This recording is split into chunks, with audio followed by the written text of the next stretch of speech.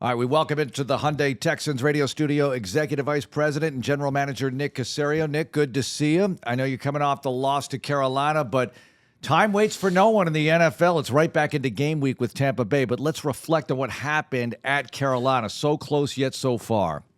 Yeah, I would say in some respects a little bit like the Atlanta game. Kind of had our opportunities. Came down to really the last play of the game with a kick, but there were a number of plays during the course of the game that potentially could have impacted the outcome. So give Carolina credit. They made a few more plays than we did in the end. We had our opportunities, probably didn't capitalize as much as we either wanted to or needed to. And in the end, kind of came up a little bit short there. And to your point, I mean, all we can do is sort of go back through the game, figure out some of the areas maybe we can clean up and improve our execution, focus on the details, and then get ready for a pretty good team that we're going to see here on Sunday in Tampa Bay. Nick, there had been a lot of noise about, the Texans aren't getting sacks, but the pressure had been there. There had been guys getting to the quarterback. Well, Sunday you got 6 sacks and probably could add another couple of more when you grab a face mask on, and probably could have got another one later in the game. It could have been 7 or 8. In your estimation, what have you seen from the pass rush group? Because it kind of spread the wealth. JG had a couple of them. Malik had a couple of them. Denzel had a half. What's kind of working in the pass rush the other day? Yeah, I mean, sacks sometimes come in bunches. I think really what you're trying to do is see how much you can impact the quarterback on a week-to-week basis. Say that game was a little bit more emblematic of how you want the rush to be coordinated. Really, sacks, they're an individual stat, but they're really a team defensive stat. And it's when you rush 4, you have to be able to rush in unison as a group. Sometimes you play off one another. Sometimes how you attack the pocket and attack the quarterback impacts the rush. So it's really what you're trying to accomplish and just making sure that everybody understands what you're trying to get done on each play. So there's an individual element, but really in the end, it's within the context of a team element, and you're talking about a group rushing a quarterback with the right lanes, with the right integrity, with the right discipline. I'd say a couple of the sacks were a result of we're able to get good pressure off the edge, force the quarterback up in a pocket, and then we were in position because, we were in the right gap in the right lane to get the quarterback on the ground. So the more we continue to work together and understand what we need to do as a group, then, the sacks will come. And, both Matt and D'Amico have talked about, really, it's not about the sacks. I think everybody wants to get caught up in the numbers and the actual statistics, but you just really want to be able to impact the quarterback in a positive way from a defensive perspective. And D'Amico has said he needs to take the ball away. He wants the Texans to be a ball-hawking team. You didn't get that against the Carolina Panthers. What does that take overall, that mentality, that ethic to get the ball away consistently? Yeah, no, it's a great question. It's really a thought process and a mindset and just having the ball kind of on your mind as much as possible. And there's ways that you can coach it, the ways you can technique it, how you attack the runner, how you attack the ball carrier, aiming point, being in position. I would say interceptions, a big part of them are reading the quarterback and having eyes on the quarterback or understanding the overall picture of the play and putting yourself in a position, whether it's formation recognition, split recognition. All right, this looks similar to a concept that they've run, or it's a repeat concept that comes up during the course of the game. So there's no one definitive, I would say, item. It's usually a combination of things, but you could certainly teach it, coach it. There's certain techniques that are involved, and I think everybody talks about the football, but do you actually do it in practice? And then really, if you practice something, then you hope that it carries over into the game. And really, in the end, I would say there was only one turnover in the game. Not saying it was necessarily a difference in the game, but it certainly had an impact on the outcome of the game. And the teams that take care of the football, the correlation between winning and losing is fairly high. I know you have history with 6th-round picks, and a good one at that. But typically, 6th-round picks don't normally find a way onto a roster, especially a starter, especially as a rookie. But Jaret Patterson have been giving you some good time at center. Nick, I know he's going to be out for a while. Don't know for how long. I don't get into any of that. But just know we're going to miss him in a little bit. But what have you seen from Jaret thus far, and how much are we going to miss him? Yeah, no, JP did a great job. He really played a little bit. He played both guard and center at Notre Dame, a little bit more guard. But when you have those inside players, you're kind of seeing if they can handle all 3 inside spots because you're trying to build the depth of your team. But, I mean, he was an experienced player, very instinctive player, very smart. Playing center is really as much about intelligence as anything else because there's so many things to sort out. Is it an even front? It was an odd space front. Are they overloaded? Okay, where's the mic identification? There's so many things that you have to go through in a short period of time. Really smart kid, very diligent, had a good playing style. Wasn't too big for him. He was able to step in and until he was injured on that play, I mean, he'd been out there essentially for all the snap, 100% of the snaps. So it's unfortunate. I think we feel good about the depth that we have. Behind JP, we have a number of players that worked at center and guard at training camp. So we'll go through the week and kind of see what's the best option for us going into the game this week. Yeah. All right, this week's running game update. You ran for 110 yards. I know you still want more. It almost didn't feel like 110 in some ways. You had 30 carries in the game. What about the update on the running game? There was some progress there overall relative to earlier in the season, but I know you want to see more. Yeah, I mean, we had some positive runs, no question about it. And then we mixed in, CJ had a scramble there, which it counts towards your running game. And then we had a couple of reverses with Tank and some of those plays. But overall, I would say fairly efficient. Still probably left some yards on the field there a little bit, but generally we're going to the right spot. There's a couple plays where they had a good call against a particular run. Even on the longer run DP made, I mean, he did a hell of a job in the backfield making Burns miss. I think sometimes the run game is about volume more than anything else, and you just want to have more positive than negative runs, and say for the most part that we did that. So it'll certainly be a big challenge this week against Tampa, who I'd say the strength of their defense is really along the front. Nick, we'll get to Tampa in a second, but I don't know how far we've gotten in this conversation without speaking of Cam Johnston and the weapon. And I think teams still go to punter, and sometimes it's a necessary evil. But I know spending years in New England with Coach Belichick, that was a big deal for him. He'd illustrate 8 minutes on a punt, and you knew special teams meant a lot. So Cam Johnston comes here, and you sign him and you bring him here, and it feels like this third year he's an even bigger weapon than he was the first 2 years that he was here. He's been even better in the games. He has a 74-yard punt, the longest in Texans history. How valuable is it to have him punting the football, and what has that meant to the team thus far?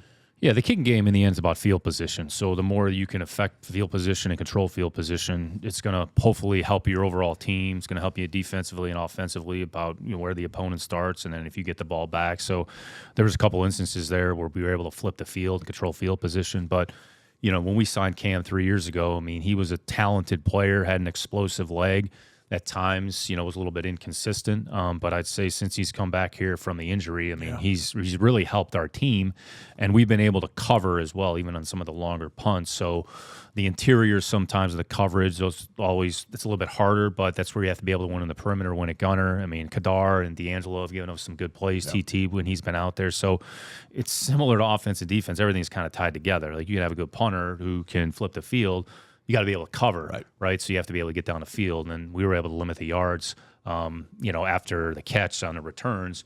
Made a number of tackles either at the spot of the catch or a few yards after. So we put a lot of emphasis in the kicking game, take a lot of pride in that area. It's a huge part of the game. I mean, it's a third of the game, so you have to allocate time and resources. And if you want to be good in the kicking game, you hopefully have good players that reinforce that. And, Cam's done a good job, and I think one of the things that gets a little bit undersold sometimes too is a holding. Yeah. So he's a very good holder, which I'd say gives the long snapper and the kicker comfort. Yep. Cam's done a good job and has a lot of respect of everybody in the building. Yep. Nick, you talked about running game production, passing game production. We had the knockdowns of the passes, 4 of those in the game, and it just wasn't what we were noticing in previous weeks. But there were some moments. So what are you seeing there? What needs to be done moving forward? Yeah, I mean, Carolina did a good job. They were able to get their hands in the passing lane a little bit. I think some of it was by design, the way they were rushing a quarterback.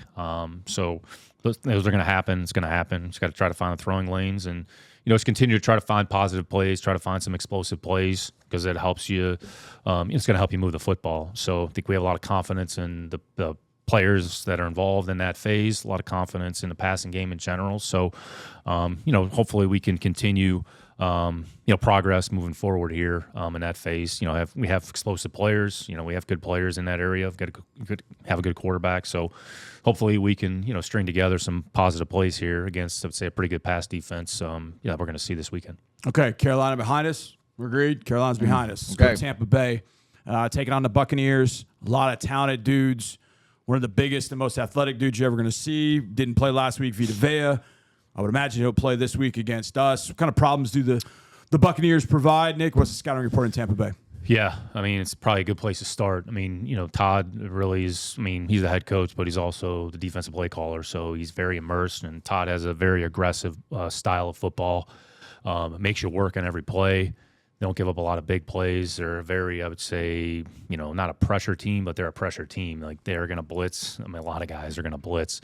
And I'd say Villa not playing against Buffalo, I think, was a big part of the game. I mean, his size, his strength, and then you combine that with his athleticism. I mean, it's a little bit like we talked about with Grover. I mean, he's a tremendous factor on the inside part there. So he's a key to the front. I mean, Cancey's, giving them some good snaps here in a pass rush since he's been on a field. Two good edge players in Tryon and Shaq Barrett. And Shaq's been doing it here, for a long time. And then I'd say as a tandem, White and David, I mean, two of the better linebacker groups, two of the better linebackers we're going to see in unison this season. So very athletic. I mean, Lamonte feels like he's been playing forever, but he's still, I was looking at it the other day, I'm almost like, 1,200 snaps over the course, some ridiculous amount of snaps, 100 tackles, like 9 of 10 years. So instinctive, fast, aware around the ball. Winfield's done a really good job of getting the ball off of people. He's when he's down near the line of scrimmage, he's a factor as a blitzer. And the two good, corners in Dean and Davis, long corners, and you're getting a lot of production out of Ezine, drafted rookie as their nickel. So they cause a lot of havoc. They present a lot of problems on the defensive side of the ball. They're the top, or amongst the top red area teams in the league. So points are at a premium. So to make you earn it once you get the ball into the red area. And offensively, Baker's done a good job for them. He really come in. He played well, early in the years. Athletic guy, big, strong arm, kind of has a make-a-play mentality. He's done a good job for their offense. He really has. And then Mike's a problem on the perimeter. I think Godwin is a versatile, I would say, kind of do-everything kind of player who's key in some of the critical situations. And they're playing some rookies here. And Tompkins is giving them some plays in the kicking game. Pretty good offensive line. And I'd say White has probably been their most productive running back, good in space. In a kicking game, speaking of the kicking game, they have a good punter as well. So a good punter, a good kicker. So certainly presents some challenges, I would say, similar to maybe some of the things that we've seen over the last few weeks from Carolina and New Orleans, even go back to Atlanta. So, certainly have a work cut out for us against a good team. All right, the make-a-play mentality. I want you to get into that because it doesn't only apply to quarterbacks, right? And it's the old Bum Phillips quote, maybe. Two kinds of players aren't worth it. One that only does what he's told and one that never does what he's told. You kind of need guys to sort of take it upon themselves sometimes. Is that it or part of it? Yeah, ultimately it's a player's game, so just trying to figure out a way to either keep a play alive or make a play. And I think one of the things that Baker does, he has a good feel and maneuver. He maneuvers himself out of the pocket and kind of keep plays alive, and he can make plays with his feet. So I think sometimes it's just trying to figure out a way to keep a play alive and trying to make a positive play. You want to make sure with that mindset, you're not like over aggressive. You want to make sure it's within the context of what you're trying to accomplish offensively. So there's several players like that. And ultimately, it's about making plays, and it's about your playmakers, whomever they are. So whether it's a quarterback, whether it's an offensive skill position. So I would say he's certainly emblematic of that, and there are enough examples of that. If you don't account for him, kind of his ability to keep plays alive and keep him in the pocket, then extending plays taxes the coverage, which could open up, some other things. So I would say that's probably where it falls more than anything else. Nick, obviously, I don't want you to get into game plan or anything like that, and that's not really what I'm asking here. But I mentioned Vita Vea earlier, and we've seen over the years what that guy can do. And I would imagine as you go into a game, you're like, we got to block 50. Like, we have to block 50. There might be some things that you do to account for a guy that can wreck the inside. If he's not able to play, how does that change the way you go about, protecting or blocking in the run game against a guy like that? If you know he's there, these are some things you do. But if he's not there, does that change significantly how you might go about things? No, it's a good question. I think each week you go into it and figure out, all right, what are the things that we need to do in order to have success offensively? Who do we have to account for? Right. Who are the players that potentially could be factors? And he's at the top of the list. If he doesn't play, it's not necessarily going to change how they play defensively. They're still going to have the front structure. They're still going to have the same calls. Maybe there's some things in a running game that maybe you didn't think you would be able to use that you might be able to incorporate. So some of this is a little bit of cat and mouse. Yep. If he is playing, all right, there's certain things that you're probably going to want to use, and other things maybe not as effective. Let's try something else. So a lot of his understanding the personnel, how they use them, and if a player is going to impact the game, it's easier said than done. Sure. Yeah, we're going to do this. Okay, well, how are we going to do it? How are we going to account for it? So again, you try to attack weaknesses, and you got to try to take away their strengths. So the expectation is you have to plan as if he's going to play, and if he doesn't play, then you can modify and adjust as you go. I wanted to ask you about this because I'm watching the Lions on Monday Night Football. Not specific to them, Nick, but you do a lot of scouting of players and offense, defense.